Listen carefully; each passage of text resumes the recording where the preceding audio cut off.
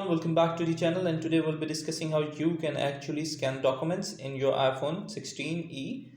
What you need to do is just keep holding the option to your Notes app. You can see that it's a Notes app. You need to keep holding your list for a moment and it will show you an option like this. Under the option scan document, you can scan the document. Just need to tap on it and a screen like this will come up. Once you show the document, it will automatically take the photograph once it's completely into your phone. Now I'm putting the phone in front and taking the photograph. Okay, so it has taken the photo.